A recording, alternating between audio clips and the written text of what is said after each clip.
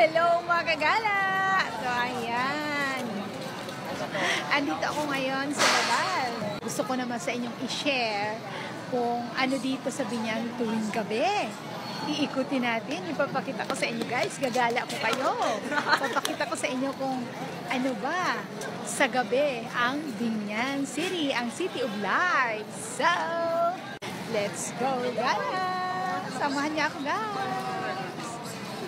Ito talaga yung sasalubong sa iyo dito sa bayan. Sabi, experience Biñan.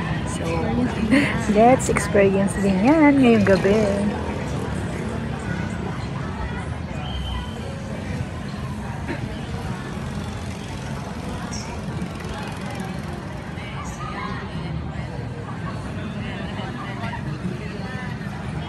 Ibang-iba na talaga ang Biñan. Alam niyo ba? Noong dalaga ako, hindi ganito. Kapag ganitong gabi, alam niyo noon, kapag naglalakad kami dito, ang dami talagang mga nagtitinda ng kung ano-ano. Tapos ang dami-dami ring tao kasi nga napakamura. Ang mura talaga ng mga bilihin dito, alam niyo ba? Kaya dinadayo talaga ito ng mga karatig bayan. Dito sila namimili kaysa pumunta pa sila doon sa Manila kasi parehas lang ng presyo. Pero mas gusto ko ngayon ang Biñan talaga ano mo na talaga bakas ang pag-unlad na ng syudad na ito. Bali, syudad na nga pala sila. Biñan City na sila eh. Ang City of Life. Siguro yung mga dati na mga dito nagsisipagtinda nilagay na sa isang lugar na mas maayos at saka mas madaling puntahan ng mga tao.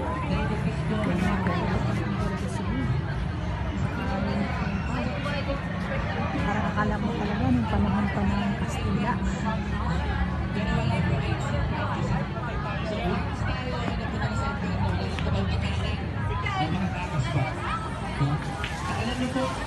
Binabantayan mo sila.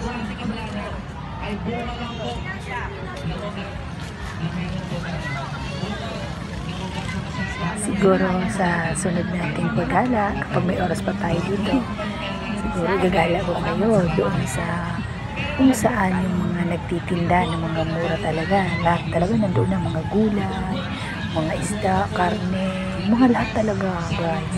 Mga mura talaga. So yun ang natatandaan ko talaga dito sa Biñan.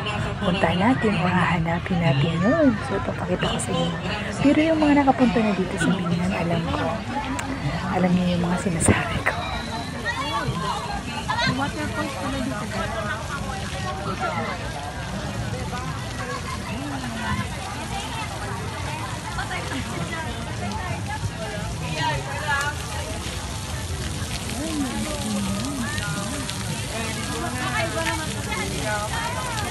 Madami akong pinagkaiba, iniwan ka iniwan. Iniwan na yung parang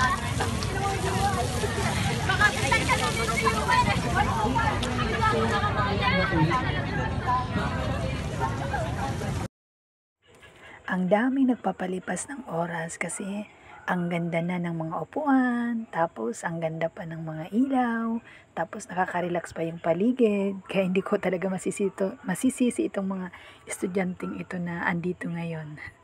Hindi pa sila nagsisipag-uwi, tapos meron din mga pamilya, magkakaibigan, na nagpapalipas din ng oras dito.